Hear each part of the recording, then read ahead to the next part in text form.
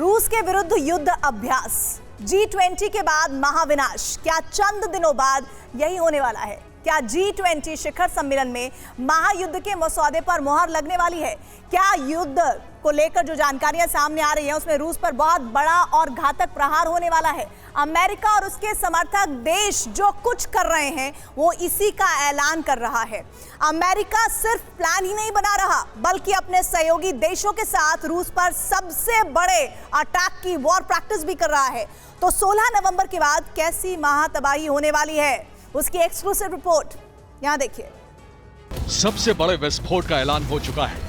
दुनिया पर बारूदी चोट की मुनादी हो चुकी है। तीसरे विश्व युद्ध की तैयारी फाइनल स्टेज में पहुंच चुकी है। अब कुछ इसी तरह महाविनाश का धमाका होने वाला है। महायुद्ध पर फाइनल मोहर दुनिया के सबसे बड़े मंच पर लगने वाली है। 15 और 16 नवंबर को इंडोनेशिया के बाली में होने जा रहे G20 समिट में दुनिया के बड़े और ताकतवर देश महातबाही की डिक्री पर साइन करने वाले हैं। G20 शिखर सम्मेलन खत्म होगा तो महाविनाश का युद्ध शुरू हो जाएगा।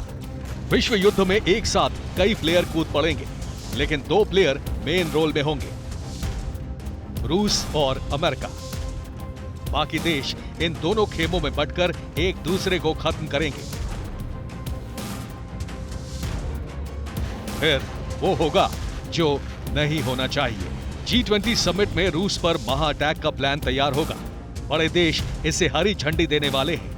इसके बाद रूस पर सबसे बड़ा वार हो जाएगा। पुतिन और उनकी पलटन पर सबसे बड़े प्रहार का प्लान G20 में रेडी होगा, लेकिन इसकी तैयारी California fort Irwin military base पर हो रही है, जहां अमेरिका, ब्रिटेन और ऑस्ट्रेलिया की सेनाएं प्रोजेक्ट कन्वर्जेंस के नाम से वॉर एक्सरसाइज कर रही हैं। ये कोई आम युद्धाभ्यास नहीं है, ये रूस पर आक्रमण करने का सैन्य अभ्यास है।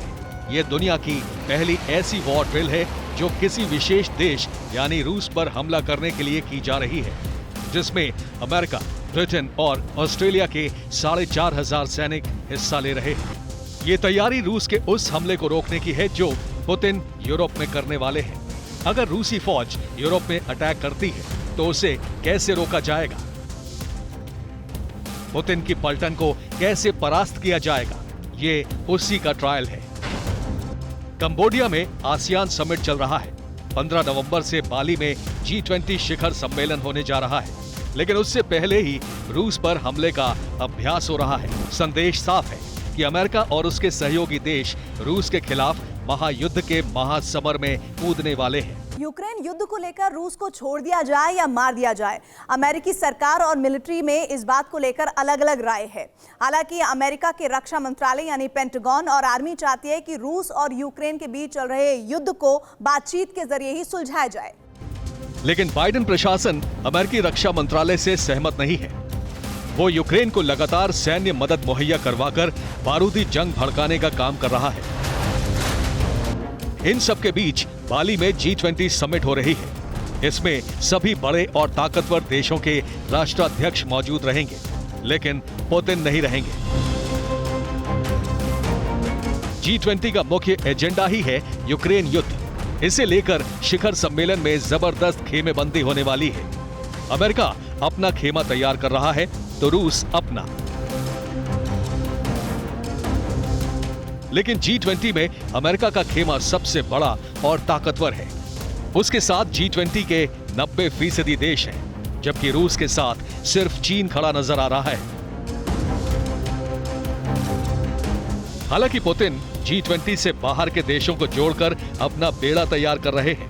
इनमें बेलारूस, ईरान, सीरिया और उत्तर कोरिया शामिल हैं। लेकिन G20 में बाइडेन का बेड़ा ही बड़ा है, इसीलिए G20 में यूक्रेन युद्ध पर ही चर्चा होने वाली है। रूस की निंदा और आलोचना होने वाली है। पुतिन और उनकी पलटन कई बार युद्ध में एटमी हमला करने का ऐलान कर चुकी है। इसलिए शिखर सम्मेलन में परमाणु हथियारों के इस्तेमाल को रोकने का प्लान तैयार किया जाएगा। साथ ही पुतिन की एटमी धमकी की खुली आलोचना होने वाली है। बहुत संभव है कि G20 के महामंच पर रूस पर अटैक करने के लिए ज्यादातर देश सहमत हो जाएं। सवाल यह है कि क्या ऐसा होगा? क्या G20 में रूस पर हमले के ब्लूप्रिंट पर फाइनल ग्लोबल मोहर लगेगी? अगर ऐसा हुआ तो महाविनाश का वो जलजला आएगा जिसमें दुनिया के नक्शे से कई देशों का नामो निशान हमेशा हमेशा के लिए मिट जाएगा। Bureau report, TV9 Bharatvarsh.